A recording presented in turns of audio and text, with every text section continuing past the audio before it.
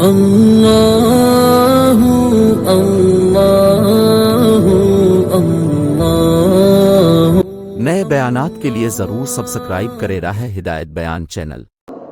ایک اصول ہے پرانا قدیم اصول کہ جو خیر سے محروم ہوتا ہے اس کی قوت زندگی دوسروں کو خیر سے محروم کرنے میں لگتی ہے۔ توجہ سے بات سنو، جو خیر سے محروم ہوتا ہے اس کی قوت زندگی دوسروں کو اس خیر سے محروم کرنے میں لگتی ہے کہ میں اس خیر سے محروم ہوا ہوں، دوسروں کو اس خیر کے قابل نہیں چھوڑوں۔ شیطان خیر سے محروم ہے، ساری زندگی کس میں لگ رہی ہے؟ دوسروں کو خیر سے محروم کرنے میں لگتی ہے۔ اس طرح جو آدمی خیر کے لیے قبول ہوتا ہے، جو آدمی خیر کے لیے قبول ہو جاتا ہے، اس کی زندگی باطل کے مقابلے میں حق کو قائم کرنے میں لگتی ہے۔ جو آدمی خیر کے لیے قبول ہو جاتا ہے اس کی زندگی باطل کے مقابلے میں حق کو قائم کرنے میں لگتی ہے۔ میں نے بات کر سکی ہے کہ خیر کے کاموں کے لیے قابلیت شرط نہیں ہے، قبولیت شرط ہے۔ آگے بڑھنے کے لیے، ترقی کے لیے قبولیت شرط ہے۔ قبولیت کسے ہے؟ قبولیت کسے ہے؟ قبولیت کی سب سے بڑی بنیاد کامل اطاعت۔ کیا بنیاد ہے؟ کامل اطاعت۔ قبولیت کی سب سے بڑی بنیاد کام کرنے والوں میں کامل اطاعت ہونا چاہیے، یہ قبولیت کی بنیاد ہے۔ اگر کامل اطاعت نہیں ہے تو قبولیت نہیں ہو سکتی، کامل اطاعت نہیں ہے تو قبولیت نہیں ہو سکتی۔ ایک مثال میں آپ کو بات سمجھاتا ہوں، توجہ سے بات سنیں۔ بعض مرتبہ کسی شکار کو پکڑنے کے لیے کتوں کو سکھایا جاتا، بتایا جاتا، اس کو عربی میں کہتے ہیں کلب معلم۔ تو کتے شکار کو پکڑنے کے لیے تیار کیے جاتے، مالک ان کتوں کو شکار پر بھیجتا ہے اور وہ شکار پکڑ کے مالک کے پاس لاتا ہے۔ تو کتے کا وہ شکار حلال ہوگا کہ نہیں ہوگا؟ توجہ سے بات سننا۔ علماء نے اس میں کئی شرطیں لگائی، اس میں ایک بنیادی شرط ہے اطاعت۔ کیا شرط ہے؟ کہ کتا فرما بردار ہونا چاہیے۔ وہ کتا شکار کے پیچھے دوڑ رہا ہے اور مالک نے کہا رک جا۔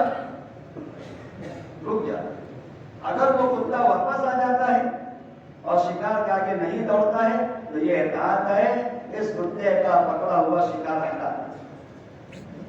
اور اگر مالک کے منع کرنے کے بعد کتا دوڑتا رہا اور اس نے شکار کو پکڑ لیا، اس کتے کا پکڑا ہوا شکار حلال نہیں ہے۔ اب غور کرو، کتا جیسی رذیل مخلوق کا شکار بغیر اطاعت کے حلال نہیں ہو سکتا ہے، انسان جیسی اشرف المخلوقات کا عمل بغیر اطاعت کے قبول کیسے ہو؟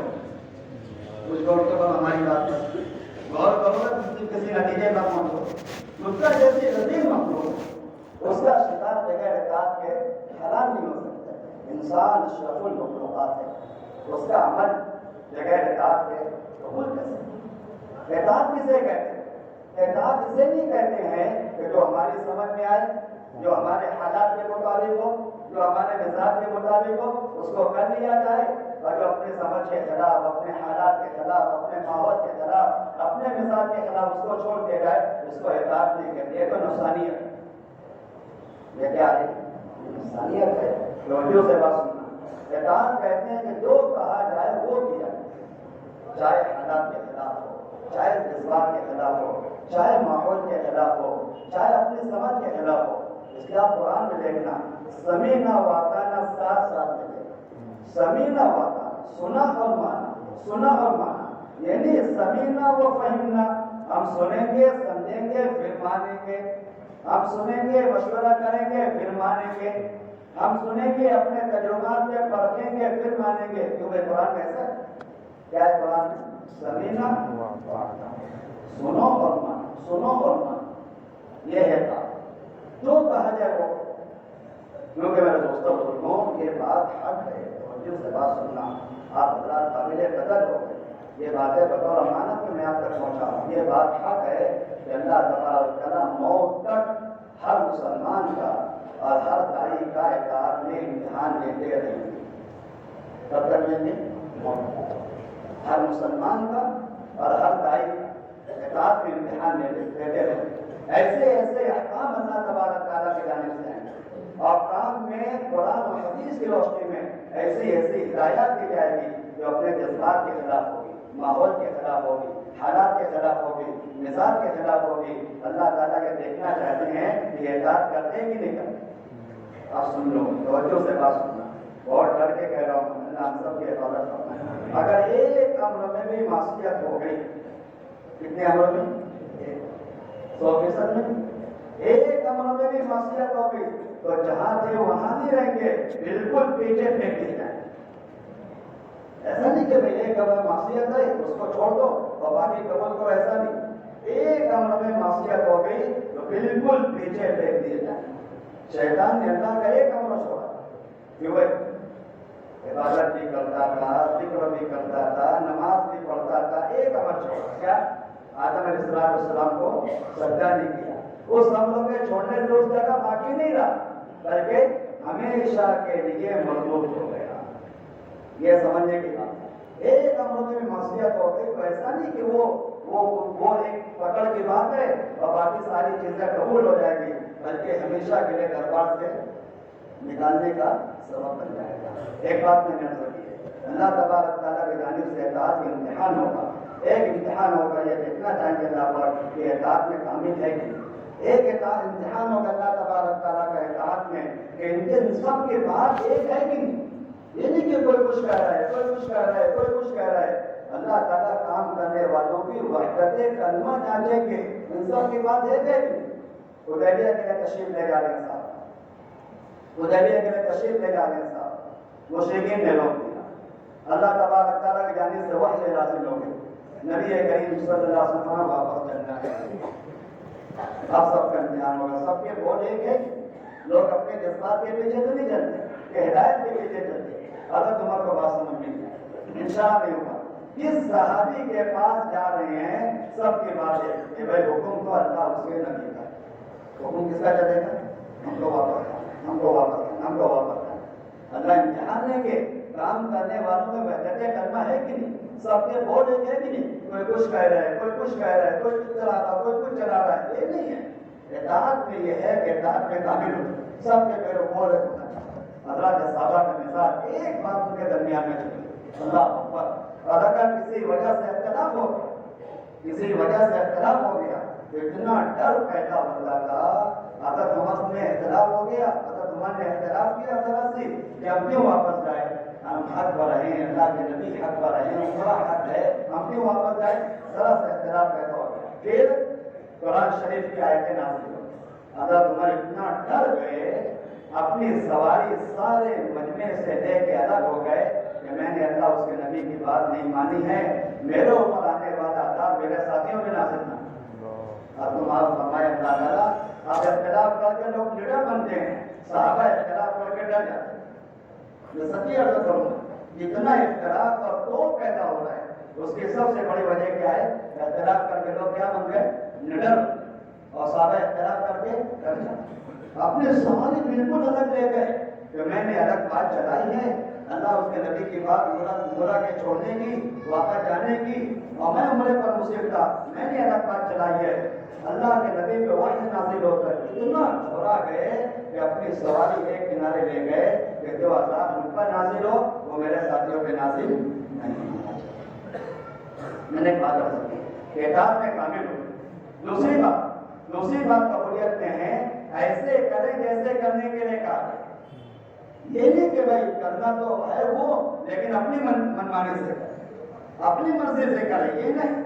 ہم لوگ کا حال عجیب ہے، سنو میں ہم سب کو شامل کر کے بات کر رہا ہوں۔ ہم لوگ کا حال عجیب ہے، کام کرتے کرتے کسی چیز کا موقع مل جاتا ہے تو ہم کچھ کر بیٹھتے ہیں۔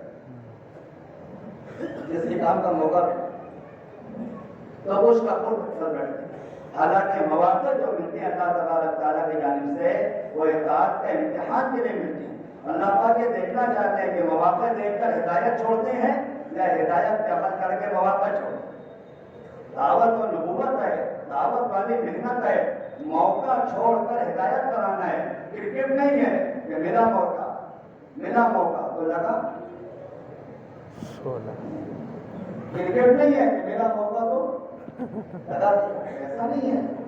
دعوت ہے، نبوت والی محنت ہے، بڑے بڑے مواقع چھوڑنا پڑیں گے، ہدایت پہ چلنا پڑے گا۔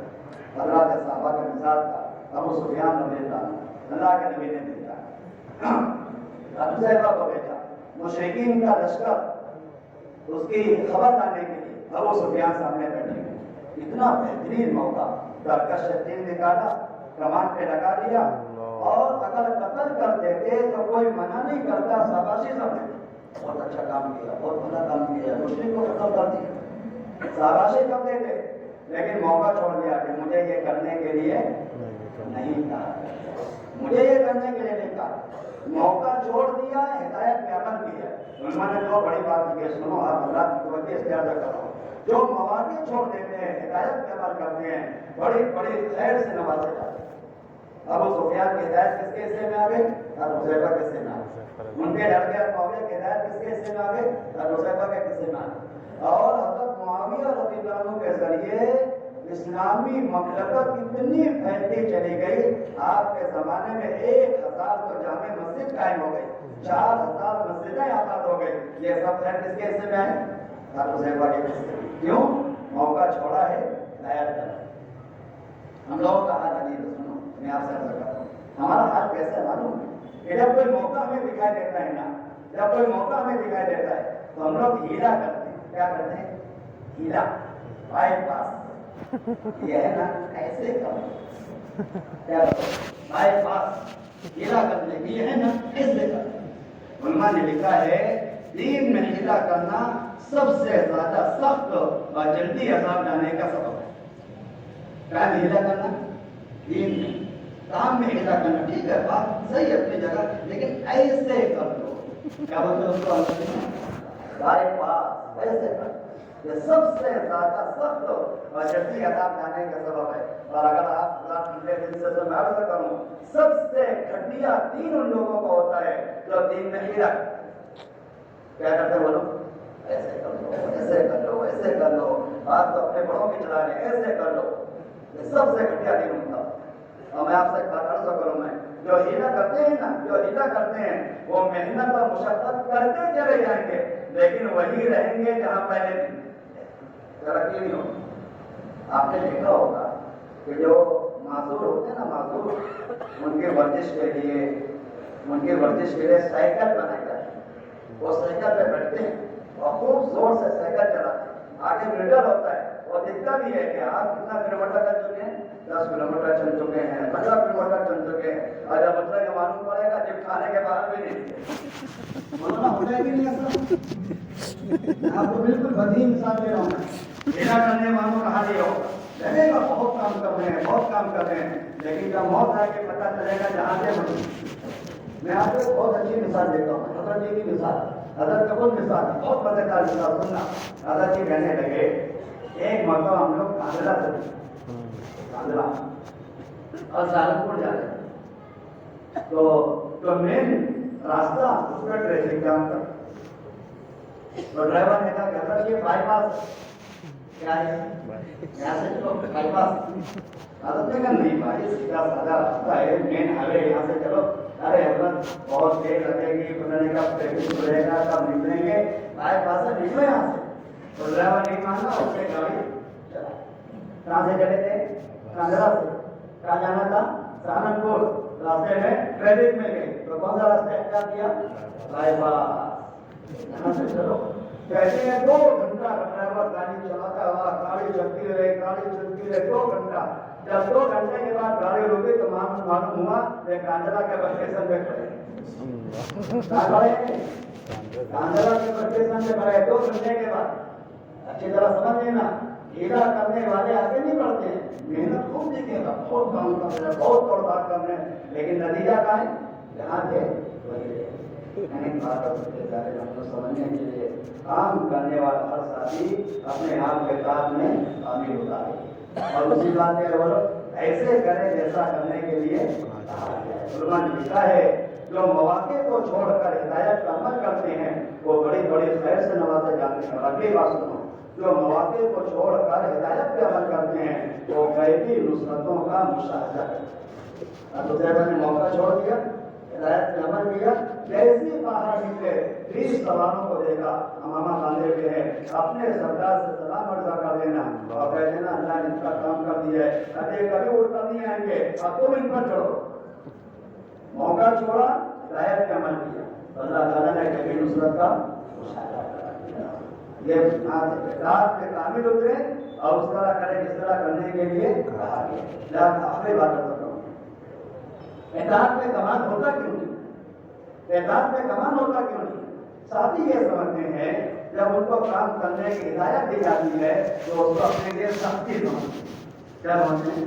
ارے آپ بہت پابندی کر رہے ہیں, بہت سختی کر رہے ہیں, میں تو بہت آگے بڑھنا چاہتا ہوں, لیکن کیا کرے گا, رکاوٹ ڈالیں.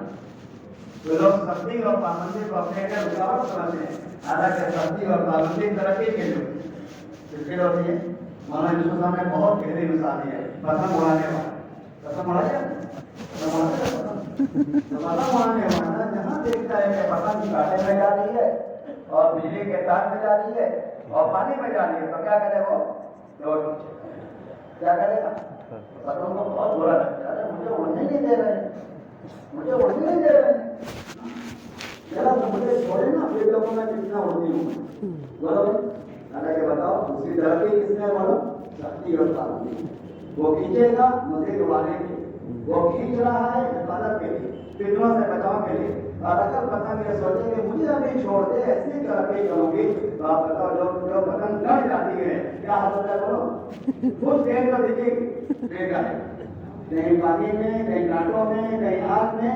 ایسے یاد رکھو جو احتیاط چھوڑتے ہیں نا کچھ دیر میدان میں دیکھیں گے بے گا ہے, ان کا کوئی نام نشان نہیں. مولانا یوسف صاحب نے آپ باندھا ہے, بہت ہم آپ ہمیں تو سوچنے لگا اپنے ساتھیوں کے سامنے اس بات پہ کیا عرض کرنا. اللہ نے باتیں ذہن میں ڈالی, عام کرنے والے ساتھیوں کو اطاعت میں کتنا کامل. دیکھو نبی کریم صلی اللہ علیہ وسلم نے اپنے صحابہ کو کیسے اطاعت سکھایا اور اپنے صحابہ کو اطاعت میں کیسے کامل بنایا تھا. طبیعت چاہے نہ چاہے, سمجھ میں آئے نہ آئے, حالات مزاج موقع کو نہ ہو, ہمیں وہ کرنے جو کرنے کے لیے اگر سے بزرگ عبادت نہیں تھا. رسول اللہ صلی اللہ علیہ وسلم خدمت کرتے, جب خدمت سے فارغ ہوتے تھے تو مسجد میں آ کر آرام کرتے. ایک رات میں نبی کریم صلی اللہ علیہ وسلم مسجد میں آئے, مسجد میں سوئے ہوئے تھے, کوئی چٹائی نہیں, کوئی بستر نہیں, زمین پر سو گئے. حضرت نبی کریم صلی اللہ علیہ وسلم نے اپنے پیروں سے ان کو اٹھایا, اٹھ کر بیٹھ گئے. آپ نے ان سے پوچھا کیا بات ہے, میں آپ کو دیکھ رہا ہوں آپ مسجد میں سوئے ہوئے ہیں. میں کہاں سوؤں, میرے پاس کوئی گھر نہیں, میرے پاس کوئی گھر نہیں, کہاں سوؤں میں. نبی کریم صلی اللہ علیہ وسلم کے پاس گئے اور پوچھا تم پر ایسے حالات آئیں گے کہ تمہیں مدینہ منورہ سے نکالا جائے گا. زمانے کے جو امیر اور ذمہ دار ہوں گے تمہیں مدینہ سے نکالیں گے, کیا کرو گے تم؟ میں ملک شام چلا جاؤں, ملک شام چلا جاؤں. کہتے نا کوئی بات نہیں, یہ یہاں کے میں کام کریں گے, یہ مسجد میں کام کریں گے, پھرتے رہتے ہیں. تو کہنے لگے نا ملک شام چلا جاؤں گا, ملک شام ہجرت کی زمین ہے اور حشر کا میدان وہاں سے قائم ہوگا, نبیوں کی زمین ہے, میں ملک شام والوں میں سو جاؤں گا. آپ اسلام نے اور آزمائے, دیکھتے ہیں ان کی اطاعت میں کیا کمال ہے, کہاں تک ان کی اطاعت کے ساتھ ہے. ہمارے ساتھی کیا کہتے ہیں, بہت ہو گیا, بولے ہم نہیں چھوڑیں. نامناسب جملہ نکل کر بہت ہو گیا, ہم نہیں دیکھیں. ارے بات کرتے چلے جاؤ. آپ نے پوچھا کہ اچھا یہ بتاؤ, اگر تمہارے ذمہ دار ان کو ملک شام سے نکالیں پھر کیا کرو؟ مدینہ سے نکالیں ملک شام چلے گئے, ہم ملک شام سے نکالے تو اب کیا کرو؟ کہنے لگے اللہ میں پھر مدینہ آ جاؤں گا, میرا گھر ہے یہاں پر, میرے رشتے دار یہاں پر, مدینہ میں رہوں گا. آپ نے کہا اگر تم کو مدینہ سے پھر نکالا جائے پھر کیا کرو؟ کہنے لگے اللہ کے لیے بہت ہو گیا, میں تلوار دوں گا, میں مقابلہ کروں گا, میں کتنا مجھے پریشان کر رہے ہیں. حضرت نبی کریم صلی اللہ علیہ وسلم اور ان کو تھپکی دی, باتیں نا آپ نے کہا نہیں ابو ذر, تمہیں اس سے بہتر بات بتاؤں, اس سے اچھی بات. لیکن ضرور بتائیں, میرے باپ کا قربان ہے, کیا بات ہے؟ آپ نے فرمایا تم کو اطاعت کرتے رہنا, جہاں تمہیں تنہا بھیجے وہاں تنہا چلے جانا, اور جہاں تمہیں ساتھ میں لے جائے وہاں ساتھ میں چلے جانا، اطاعت کرتے رہنا یہاں تک کہ اطاعت کرتے کرتے مجھ سے حوض کوثر سے ملاقات۔ یہ ہے اطاعت کا معیار، یہ اطاعت کا منتہا ہے۔ جب تک اطاعت کریں گے حوض کوثر میں ملاقات، حوض کوثر میں ملاقات کرتے کرتے اطاعت کرتے کرتے حوض کوثر میں ملاقات۔ ایک روایت میں کہ آپ نے پوچھا کہ جب تمہیں مدینہ سے نکالا جائے تم کیا کرو گے؟